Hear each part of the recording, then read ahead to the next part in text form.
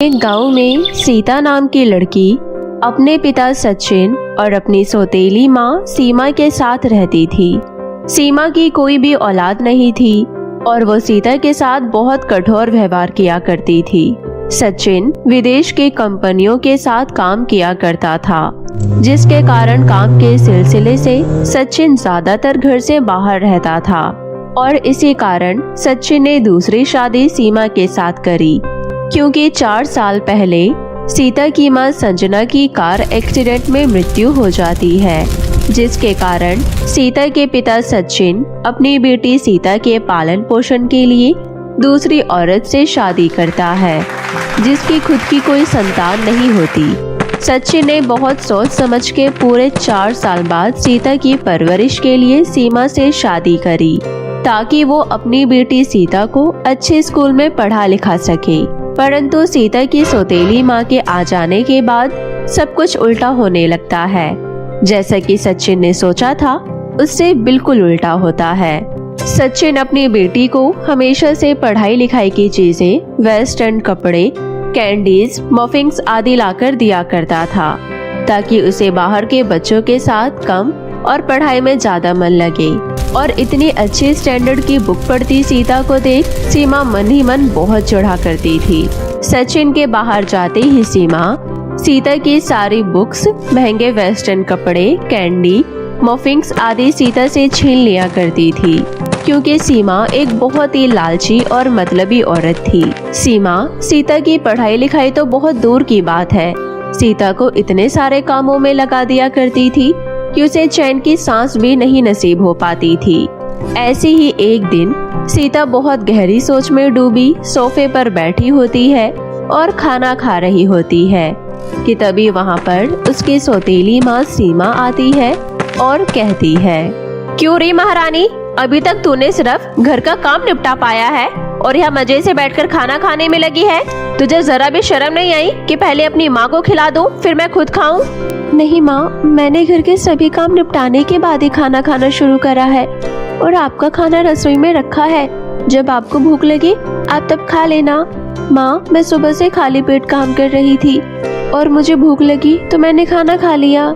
सीमा को सीता का ऐसे आराम से बैठकर खाना खाना अच्छा नहीं लगा और वो सीता को गुस्से से कहती है, अगर तूने अपना खाना खा लिया हो तो यहाँ से उठ और जा, घर में रखे खाली बर्तनों को अपने साथ ले जा और नदी से पानी भर ला। ठीक है माँ, अगर घर में पानी खत्म हो गया है तो मैं जंगल जाकर नदी के पास से पानी भर लाती हूँ। इतना कहकर सीता बर्तन उठाकर जंगल से पानी भरने जाती है। सीता जंगल की ओर जाने लगती है। जंगल में पहुंचकर वो नदी के किनारे पहुंच जाती है कि तभी सीता की नजर एक पेड़ पर जाती है, जहां पर लाल लाल गोल मटोल अनार लगे होते हैं, जिन्हें देखकर सीता बहुत ही खुश हो जाती है और उन्हें तोड़ने की कोशिश करती है। परंतु वो अनार इतने ऊपर थे कि सीता उन्हें तोड़ नहीं पाती और बहुत कोशिश करने के बाद भी सीता के हाथ एक भी अनार नहीं आता और वो निराश होकर नदी से पानी भरकर अपने घर चली जाती है। सीता को घर पर देर से आने की वजह से उसकी माँ सीमा को बहुत गुस्सा आता है और उसे फिर से सुनाती है, आ गई अपने बाप की पागल संतान, मैंने तुझे नदी से पानी लाने को कहा था, वहाँ बैठकर पानी बनाने को नहीं कहा था, और तू इतनी देर से क्यों आई है? मुझे लगता है तू वहाँ मौज मस्ती मार कर आई है, तभी तेरे को आने में देरी हो गई ना, और इसलिए आज की तेरी सजा ये है कि तुझे पूरा दिन खाना नहीं मिलेगा। और अब तू अंदर जा और मेरे लिए स्वादिष्ट सा खाना बना, और अगर तुझे मैंने सुबह की तरह खाना खाते हुए देखा तो मैं तेरे हाथ पैर तोड़ दूंगी, समझी? अपनी माँ की इतनी खरी खोटी बातें सुन सीता रसोई में खाना बनाने चली जाती है और खाना बनाने लगती है। सीता को बहुत तेज भूख लगती है, लेकिन उसकी माँ सीमा उससे खाने के लिए भी नहीं पूछती और खुद अकेले ही पूरा खाना खा लेती है और उसे बर्तन धोने का काम भी दे देती है। और ऐसे ही भूखे पेट खड़ी सीता चुपचाप बैठकर बर्तन धो देती है और फिर अपने कमरे में आराम करने चली जाती है और भूखे पेट सो जाती है। सीता सुबह उठकर रोजाना की तरह घर के कामों में लग जाती है। काम खत्म करते ही सीता खाना खाने के लिए रसोई में जाती है कि तभी वहाँ पर उसकी सौतेली माँ आ जाती है और तभी वो अचानक से डर जाती है। इधर उधर क्या देख रही है चोरों की तरह? तूने कल की तरह फिर से चोरी छुप के खाना खा लिया क्या? और मुझसे पूछा था कि नहीं? और अब तेरी सजा आज की ये है कि आज तू मेरे लिए जंगल से ताजे फल लेकर आएगी और कल की तरह तुझे देरी नहीं होनी चाहिए। कल तो मैंने सिर्फ तुझसे पानी मंगाया था, लेकिन आज तू मुझे ताजे ताजे फल लाकर खिला बिना किसी देरी के साथ। टोकरी उठा और जंगल की तरफ चली जा। अपनी माँ की बातें सुनकर सीता खाना बीच में ही छोड़कर टोकरी लेकर जंगल से फल तोड़ने चली जाती है। सीता जंगल जाकर देखती है कि रास्ते में सेब और केले भी लगे होते हैं और इतने ऊंचे ऊंचे पेड़ देखकर सीता घबरा जाती है। सीता ऊपर देखकर ये सब सोच रही होती है कि तभी उसके पास एक गुलाबी परी आती है और कहती है, घबराओ मत, मैं यहाँ तुम्हारी मदद करने आई हूँ और मैं एक गुलाबी परी हूँ। मैं इसी जंगल में रहती हूँ और मैं जरूरतमंद लोगों की मदद करती हूँ। चलो बताओ तुम्हें क्या दिक्कत है, मैं तुम्हारी परेशानी का हल जरूर निकाल दूंगी। सीता अपनी सारी परेशानी और अपने साथ हो रहे टॉर्चर को गुलाबी परी को बताती है और ये सारी बातें सुन गुलाबी परी को बहुत बुरा लगता है। तभी गुलाबी परी अपने जादू से पेड़ पर लगे सेब, केले और अनार तोड़कर सीता की टोकरी में रख देती है और इतने सारे फल फ्रूट अपनी टोकरी में एक साथ देखकर सीता बहुत खुश होती है और परी को धन्यवाद करती है और अपनी टोकरी उठाकर अपने घर की तरफ चली जाती है। सीता को इतने सारे फल लाता देख सीमा बहुत खुश होती है और उन फलों को एक साथ देखकर सीमा बहुत लालच की निगाहों से देखती है और वो सारे केले, सेब, अनार एक साथ उठाकर गांव के चौराहे पर चली जाती है जहां पर बाजार लगता है और वहां उन्हें बेच देती है, जिससे सीमा को अच्छे खासे पैसे मिल जाते हैं, जिसे देखकर सीमा और भी लालच में आ जाती है। सीमा घर आकर सीता को अगली सुबह जंगल फिर से इतने सारे फल फ्रूट लाने के लिए भेजती है। ऐसी ही गुलाबी परी की सहायता से सीता रोज टोकरी भर के फल फ्रूट ले आया करती और ऐसे ही रोज सीमा उन फलों को बेचकर खूब पैसा कमाती। ऐसे ही सीमा रोज बिना सोचे समझे कि सीता रोज इतना बोझ कैसे उठाकर लेकर आती है, उसे रोजाना ऐसे ही भेज दिया करती। एक दिन सीता अपनी सौतेली माँ से कहती है, माँ शायद आज मेरी कुछ तबीयत खराब है, आज मैं जंगल नहीं जा सकती और ना ही मैं फल तोड़कर लेकर आ पाऊंगी क्योंकि इसमें बहुत मेहनत लगती है। लगता है तुझे याद दिलाना पड़ेगा कि मैं तेरी असली माँ नहीं बल्कि तेरी सौतेली माँ हूँ। और तेरी हिम्मत कैसे हुई मुझे मना करने की? मैं जानती हूँ कि तू एक आलसी लड़की है, इसलिए तू तबीयत खराब होने के बहाने बना रही है। चल उठ और टोकरी उठा और भरी हुई टोकरी वापस लेकर आ, नहीं तो मैं तुझे बहुत मारूंगी। इतना कहकर सीमा सीता के गाल पर जोर से थप्पड़ मारती है और सीता को धक्के मारकर टोकरी पकड़ाकर जंगल से फल फ्रूट लाने को कहती है और जोर का थप्पड़ खाने के बाद सीता रोती हुई जंगल की ओर जाने लगती है कि तभी अचानक उसकी आंखें बंद होती है और वो एक कार के सामने आ जाती है और सीता को चोट लग जाती है कि तभी रास्ते से गुलाबी परी गुजर रही होती है और वो सीता को घायल देख वहां से उठाकर आम के पेड़ों के नीचे ले जाती है और उसे ठीक करती है। थोड़ी देर में सीता को होश आने के बाद सीता अपनी सारी आपबीती गुलाबी परी को बताती है और ये दर्दनाक बातें सुनकर गुलाबी परी सीता की सहायता करती है और वो गुलाबी परी सीता को जादुई आम का घर देती है और कहती है, ये लो सीता, तुम्हें इतना परेशान देखकर मुझसे रहा नहीं गया और मैं तुम्हें ये जादुई आम का घर देना चाहती हूँ। ये जादुई आम का घर तुम्हारी बहुत सहायता करेगा और इस जादुई आम के घर में तुम्हें किसी भी चीज की कोई कमी नहीं होगी। तुम जो चाहो, तुम जो खाना चाहो, तुम जो पहनना चाहो, तुम जो भी करना चाहो, तुम्हारी हर इच्छा ये पूरी करेगा। और अगर तुम्हें कोई और भी चीज चाहिए हो तो तुम इससे अपने विश बोल देना, ये तुम्हारी हर विश पूरी करेगा। सीता गुलाबी परी के दिए हुए जादुई आम के घर में जाती है और सीता जैसे ही उस जादुई आम के घर में जाती है तभी अचानक सीता का रंग रूप बदल जाता है और कार से लगी हुई चोट भी ठीक हो जाती है। और अपने आप को इतना सुंदर और अद्भुत देख सीता बहुत खुश होती है।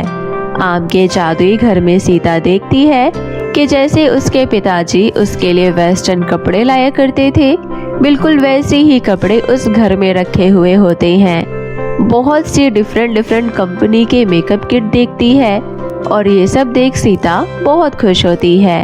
अब सीता बहुत खुश रहने लगती है और इसी तरह सीता जादुई आम के घर में रहने लगती है। तो दोस्तों, कैसी लगी आपको हमारी ये कहानी, हमें कमेंट करके ज़रूर बताएं।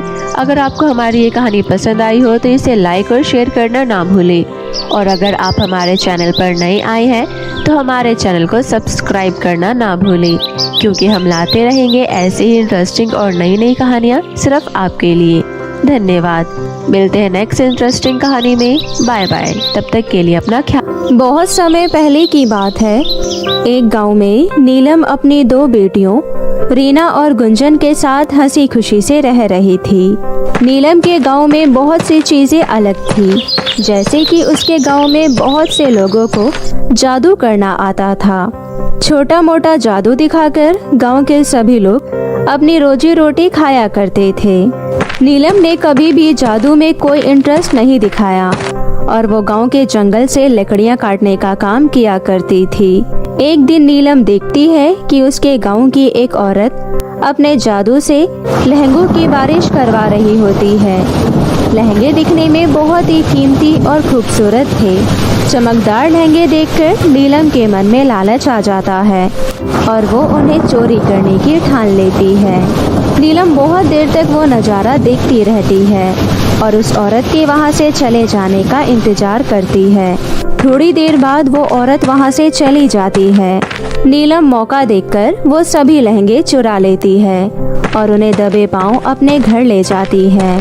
अरे वाह, इतनी सारी खूबसूरत और चमकदार लहंगे! मेरा तो मन ही नहीं कर रहा कि मैं इन्हें बाजार जाकर बेचूं। लेकिन अगर मैं बेचूंगी नहीं तो पैसे कहाँ से कमाऊंगी? मैं आज ही इन सभी लहंगों को शहर में बेच कर आऊंगी और ढेर सारा पैसा कमाऊंगी। नीलम ये सब सोचकर लहंगों को बाजार में बेचने के लिए चली जाती है। नीलम को उस लहंगे के बदले बहुत अच्छे खासे पैसे मिल जाते हैं, जिन्हें देखकर नीलम बहुत खुश होती है।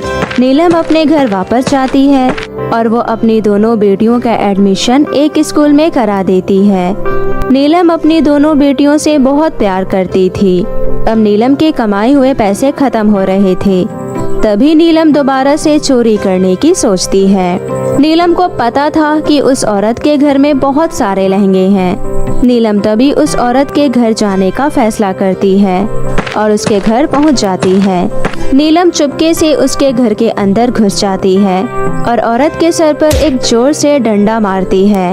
औरत के सर पर बहुत चोटें आती है और वो उसी समय बेहोश हो जाती है। नीलम मौका देखकर वो सभी लहंगे वहाँ से उठा लेती है और अपने घर ले आती है। अब फिर से इन लहंगों को बेचकर मैं बहुत अमीर बन जाऊंगी। इससे पहले कि किसी को पता चले कि ये सभी लहंगे मेरे पास है, मुझे ये सारे लहंगे ले जाकर बाजार में बेच देने चाहिए। इतना सोचकर वो सभी लहंगे उठाकर बाजार में बेचने के लिए चली जाती है।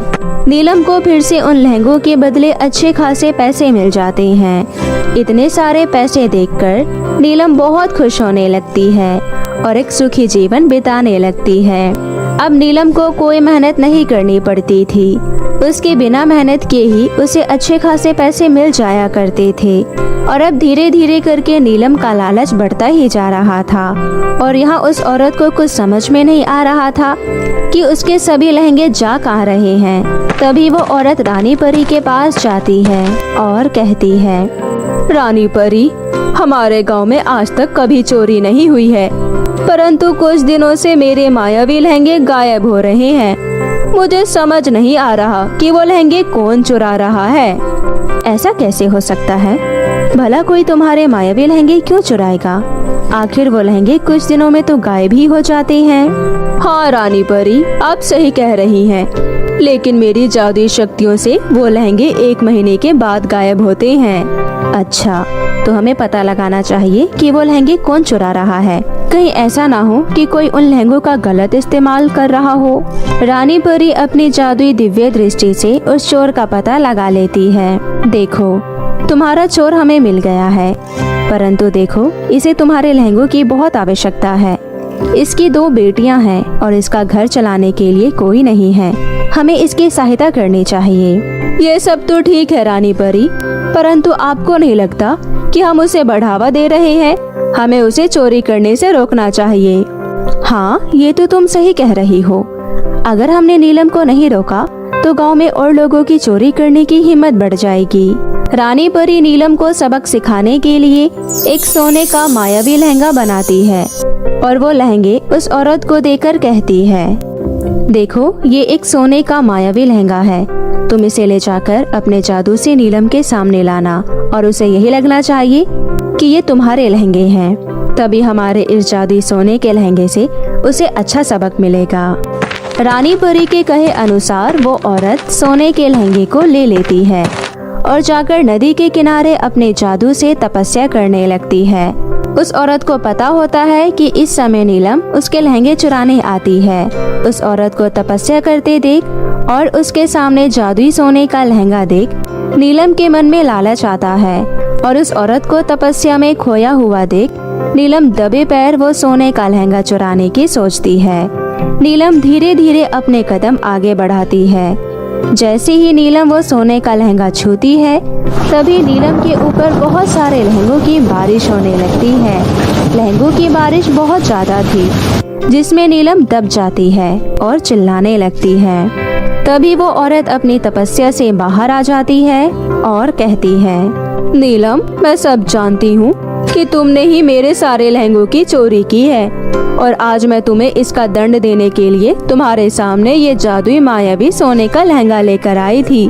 देखो नीलम, हम सभी के जीवन में बहुत सारे दुख होते हैं, परंतु हमें ईमानदारी से उसका हल निकालना चाहिए।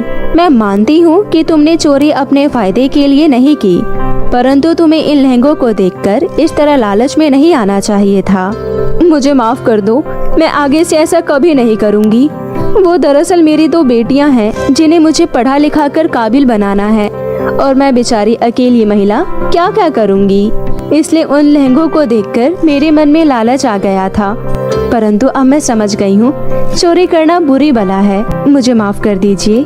तभी वहाँ पर रानी परी प्रकट हो जाती है और कहती है, नीलम, तुम एक बहुत समझदार महिला हो और तुम्हें अपनी दोनों बेटियों का ध्यान अच्छे से रखना चाहिए। अगर तुम्हें कुछ हो गया तो तुम्हारी बेटियों को कौन पालेगा? हम दोनों तुम्हें इस गलती के लिए माफ कर रहे हैं, परंतु आगे से ध्यान रहे तुम कभी भी चोरी मत करना। रानी परी, मैं चोरी नहीं करना चाहती थी, परंतु अपनी दोनों बेटियों को सुखी जीवन देने के लिए मैं कुछ भी कर सकती हूँ, इसलिए मैंने चोरी की। नीलम, तुम एक बहुत अच्छे स्वभाव की औरत हो, इसलिए मैं तुम्हें ये सोने का लहंगा दे रही हूँ। ये सोने का लहंगा तुम्हारी हर मुसीबत में सहायता करेगा और तुम्हारी हर जरूरतों को भी पूरा करेगा। इतना कहकर रानी परी वहाँ से गायब हो जाती है और वो औरत वहाँ से अपने घर चली जाती है। नीलम को अपनी चोरी करने पर पछतावा होता है और रानी परी का दिया हुआ लहंगा अपने घर ले जाती है और अब नीलम अपनी दोनों बेटियों के साथ उस जादुई सोने के लहंगे की मदद से अपनी आगे की जीवन हंसी खुशी से बिताने लगती है। सोने और चांदी के बाल। बहुत समय पहले की बात है। हुसैनपुर नामक गांव में सूरज नाम का एक राजा था। उसकी 2 बेटियां थी। वो अपने दोनों बेटियों से बहुत प्यार करता था।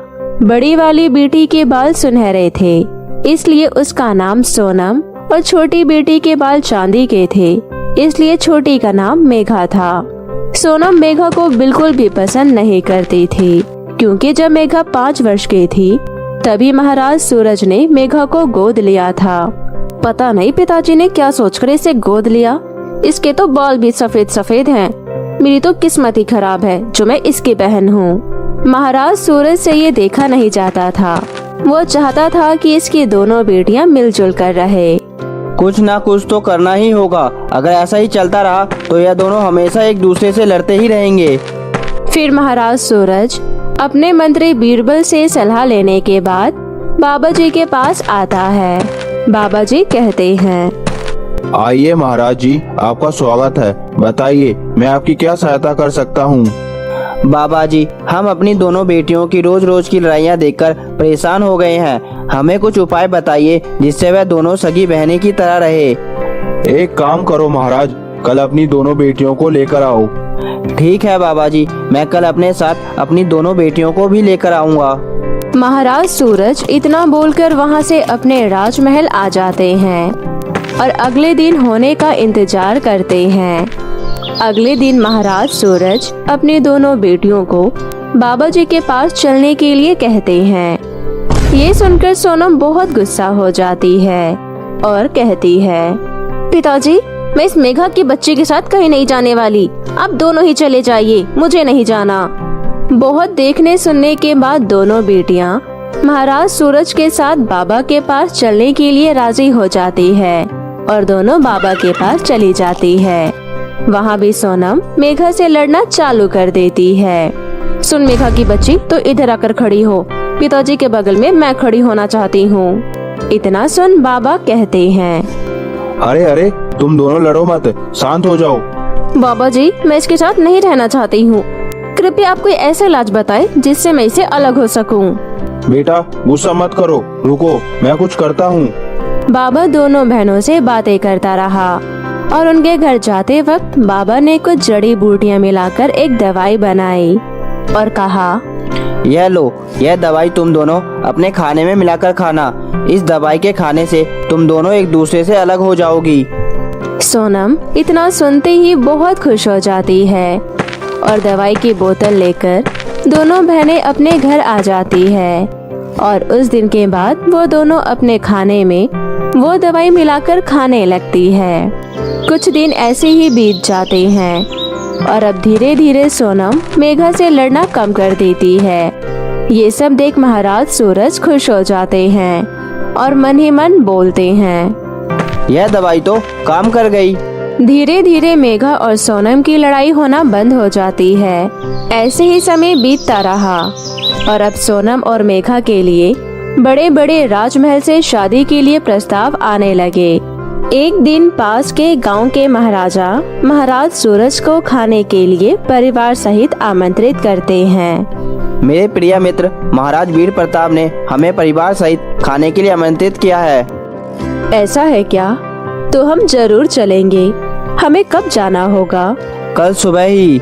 अगली सुबह महाराज परिवार सहित महाराज वीर प्रताप के राजमहल पहुंच जाते हैं। आइए आइए महाराज सूरज, आपका स्वागत है। आहा, कितना सुंदर दिखते हैं राजकुमार ध्रुव, और मैं भी कितनी सुंदर हूँ। मैंने सुना है ये बहुत अमीर भी हैं। मुझे ऐसा ही पति मिलना चाहिए।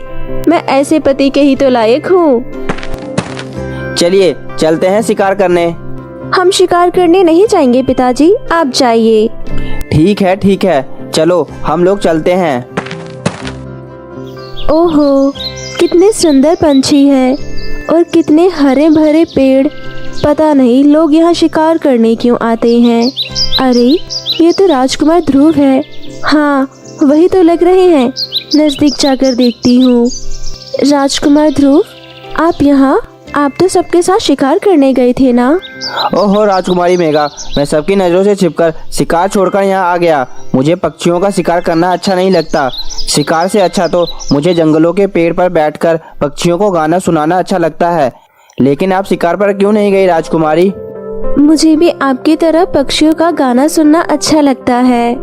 आइए आइए, हम यहाँ पर बैठकर दोनों पक्षियों का गाना सुनते हैं। वाह, आपके बाल तो बहुत ही सुंदर है। सच में? सच में, ऐसा चांदी जैसा रंग मुझे बहुत ही अच्छा लगता है। उस दिन के बाद से मेघा और राजकुमार ध्रुव दोनों एक दूसरे से बातें किया करते थे। एक दिन सोनम अपने पिताजी और माताजी से कहती है, पिताश्री और माताश्री, मुझे आप दोनों से कुछ बात करनी है। क्या बात है मेरी प्यारी पुत्री, बताओ। मुझे राजकुमार ध्रुव बहुत पसंद है। मैं उनसे शादी करना चाहती हूँ। वाह, ये तो बहुत ही अच्छी बात है। मैं आज ही अपने मित्र महाराज वीर प्रताप से तुम्हारी शादी के लिए बात करता हूँ। ये सारी बातें मेघा सुन लेती है। वो मन ही मन सोचती है, नहीं नहीं, मैं ये क्या सुन रही हूँ। मैं और राजकुमार ध्रुव तो एक दूसरे से बहुत प्यार करते हैं, लेकिन मैं ये शादी रोक भी तो नहीं सकती। अब मैं क्या करूँ। महाराज सूरज महाराज वीर प्रताप से अपनी बेटी की शादी की बात करते हैं। महाराज वीर प्रताप इस बात से बहुत खुश होते हैं, लेकिन विवाह से एक बार पहले वो अपने पुत्र ध्रुव से पूछने जाते हैं। राजकुमार ध्रुव, हाँ कहिए पिताजी, क्या कहना है? मैं तुम्हारी शादी महाराज सूरज की पुत्री से तय करने जा रहा हूँ। तुम्हें कोई आपत्ति तो नहीं है ना? महाराज सूरज की पुत्री? नहीं पिताजी, मुझे कोई आपत्ति नहीं है। ठीक है, मैं तुम्हारी शादी की बात कल सुबह ही पक्का कर देता हूँ, क्योंकि मेरे मित्र को अपने राजमहल लौटना भी है। महाराज वीर प्रताप अपने मित्र राजा सूरज को शादी के लिए हाँ बोल देते हैं और फिर राजा सूरज अपने राजमहल पहुंच जाते हैं। एक रात बिना किसी को बताए सोनम घर से बाहर जाती है। मेघा सोनम को बाहर जाते देख लेती है और उसके पीछे पीछे जाने लगती है। सोनम वहां से गुजर रही होती है कि तभी कुछ डाकुओं की नजर उसके सुनहरे बालों पर पड़ती है। तभी एक डाकू बोलता है, अरे यह तो महाराज सूरज की पुत्री है। मैंने सुना था इसके पास तो सोने के बाल है, लेकिन आज देख भी लिया। चलो आज इसे पकड़कर इसके सारे बाल काट लेते हैं। उन्हें बेचकर हमें बहुत ही पैसा मिलेगा, हम अमीर हो जाएंगे। डाकू सोनम को पकड़ लेते हैं और अपने साथ उठाकर ले जाते हैं। मेघा ये देख सोनम के पीछे पीछे आती है। डाकू सोनम को एक जगह लाकर कुर्सी पर बैठा देते हैं और उसके चारों तरफ खड़े हो जाते हैं। उनमें से एक डाकू सोनम के बाल काटने के लिए जैसे ही आगे बढ़ता है कि तभी मेघा उनके सामने आ जाती है और कहती है, रुको, मेरी दीदी को चुपचाप छोड़ दो, नहीं तो तुम्हारे लिए अच्छा नहीं होगा। ऐ बच्ची, चुपचाप यहाँ से चली जा, नहीं तो अभी बताता हूँ तुझे। इतना कहकर डाकू मेघा की तरफ आगे बढ़ते हैं। तभी मेघा अपने सर से कुछ बाल तोड़ती है और एक मंत्र पढ़ती है। मंत्र पढ़ते ही मेघा के बाल एक तलवार में बदल जाते हैं और मेघा वो तलवार डाकुओं को दिखाकर आगे बढ़ती है। डाकू तलवार देखकर डरकर घुटने टेक देते हैं कि तभी सोनम मेघा को गले लगा लेती है। तभी वहाँ महाराज अपने सैनिक के साथ आ जाते हैं। मेघा अपने पिताजी को सारी बात बताती है। मेघा की बहादुरी देखकर महाराज सूरज प्रसन्न हो जाते हैं। तभी महाराज सूरज अपने सैनिकों से कहते हैं, बंदी बना लो इन डाकुओं को। मेघा की बहादुरी देखकर महाराज वीर प्रताप अपने बेटे ध्रुव का विवाह मेघा से करा देते हैं और ये देखकर सोनम भी बहुत खुश होती है। और उस दिन के बाद से दोनों बहनों का बैर हमेशा हमेशा के लिए खत्म हो जाता है। तो मेरे प्यारे दोस्तों, कैसी लगी आपको मेरी ये कहानी, मुझे कमेंट करके ज़रूर बताएं और इसे अपने दोस्तों के साथ भी शेयर करें। और हाँ दोस्तों, अगर आपने अब तक मेरे चैनल को सब्सक्राइब नहीं किया है तो जल्दी से नीचे लाल बटन दबाकर अभी कर ले। तो मिलती हूँ आपसे फिर किसी नई कहानी के साथ। तब तक के लिए आप अपना ध्यान रखें। बाय बाय दोस्तों।